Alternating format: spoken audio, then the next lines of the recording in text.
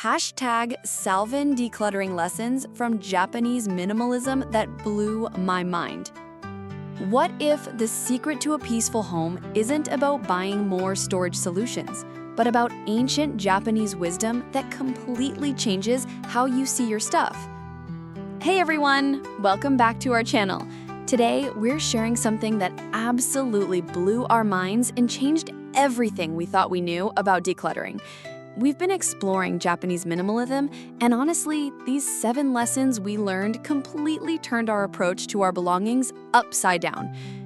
When we first started this journey, we thought decluttering was just about getting rid of stuff and buying cute organizers. Boy, were we wrong.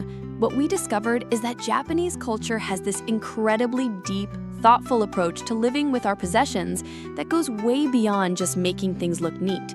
These insights didn't just help us clean up our space, they actually changed how we feel about our home and our belongings on a daily basis. Lesson number 1, everything you own should spark something good. The first lesson that completely changed our perspective was this idea that every single item in your home should either be useful or bring you genuine happiness. Now, we know this might sound familiar if you've heard of Marie Kondo, but what we learned goes deeper than just asking if something sparks joy.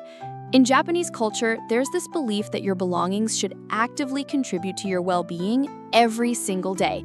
It's not enough for something to just not bother you. It should actually make your life better in some way.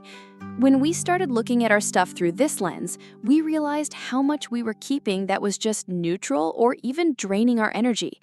We had clues hanging on our closet that made us feel meh every time we saw them. We had books on our shelves that we'd never read again but kept because we thought we should. We had kitchen gadgets taking up precious counter space that we used maybe once a year.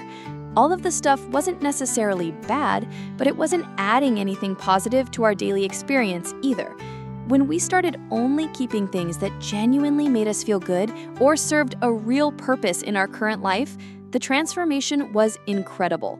Our home started feeling lighter and more energizing. Instead of being surrounded by stuff that made us feel guilty or overwhelmed, we were surrounded by belongings that actually supported and inspired us. This shift made us realize that decluttering isn't about punishment or deprivation, it's about creating space for the things that truly matter to you. Lesson number 2, your stuff reflects your inner world. Moving into our second insight, we discovered that Japanese minimalism sees your physical space as a direct reflection of what's happening inside your mind and heart. This was honestly a bit uncomfortable to face at first, but it was also incredibly eye-opening. When we looked around our cluttered spaces with this new understanding, we started seeing patterns that connected to our emotional state. The pile of unread magazines reflected our anxiety about staying informed. The closet stuffed with clothes we never wore showed our uncertainty about who we wanted to be. The kitchen drawers crammed with random gadgets revealed our tendency to buy solutions instead of addressing the real issues. This lesson taught us that cleaning up our physical space could actually help us process and heal emotional stuff we'd been avoiding. As we went through our belongings and made conscious choices about what to keep, we found ourselves working through feelings and beliefs we hadn't even realized we were carrying around.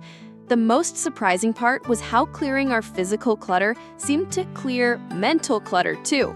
When our spaces became more organized and intentional, our thinking became clearer and more focused. Decision-making got easier. We felt less overwhelmed and more capable of handling whatever life threw at us. It was like our external environment was supporting our internal growth in ways we never expected. Lesson number 3, less really can be more peaceful.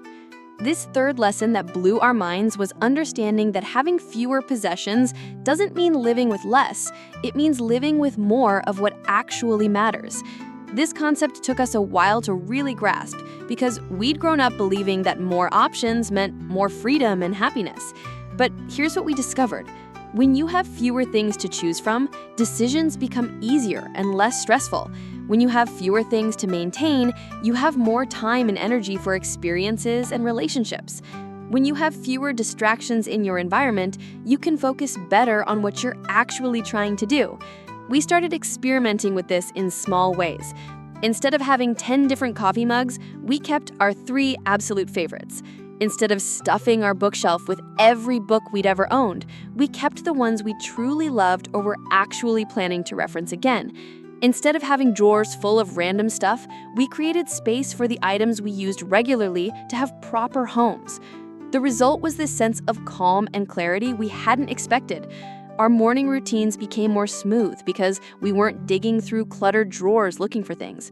Our living spaces felt more restful because there was less visual noise competing for our attention. Even simple tasks like getting dressed or making dinner became more enjoyable because everything we needed was easy to find and pleasant to use. Lesson number 4. Quality beats quantity any single time.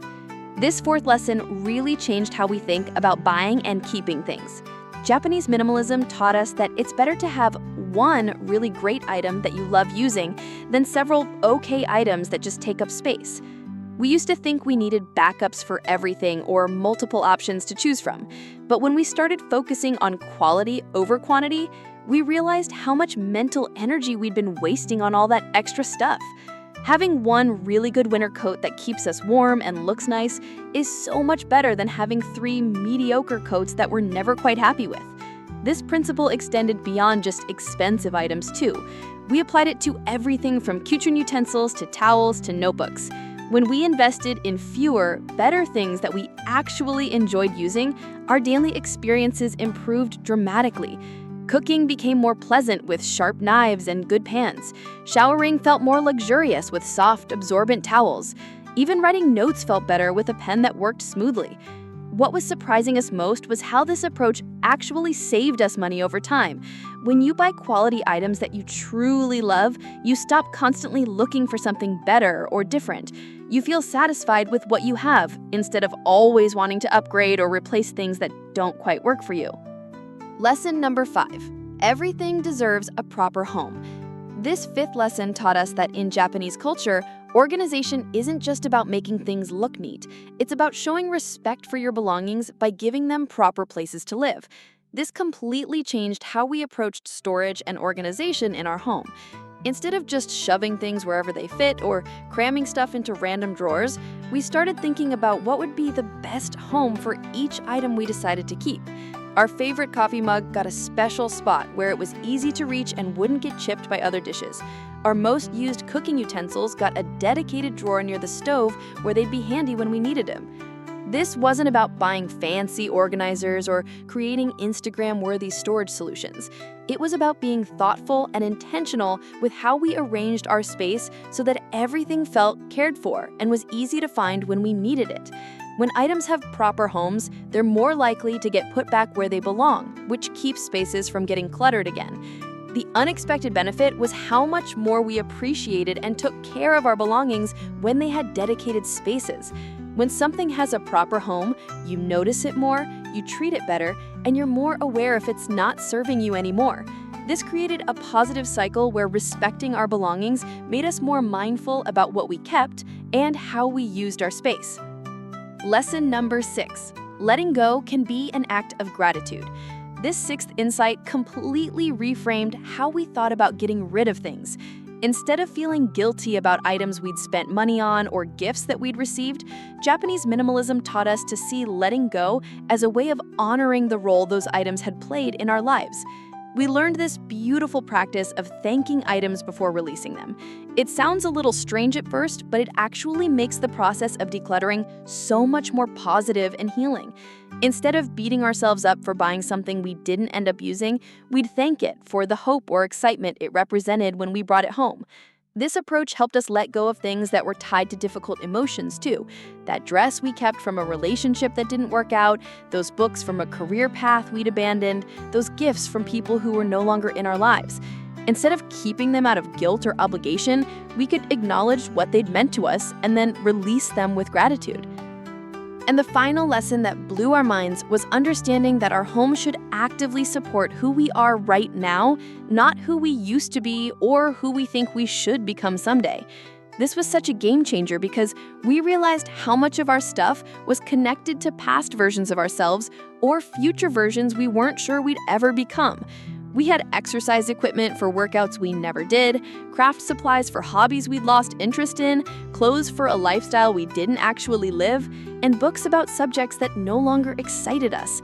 All of this stuff was taking up physical and mental space that could have been used for things that actually supported our current interests and goals. When we started curating our belongings to match our actual life instead of our imagined life, everything felt so much more aligned and peaceful.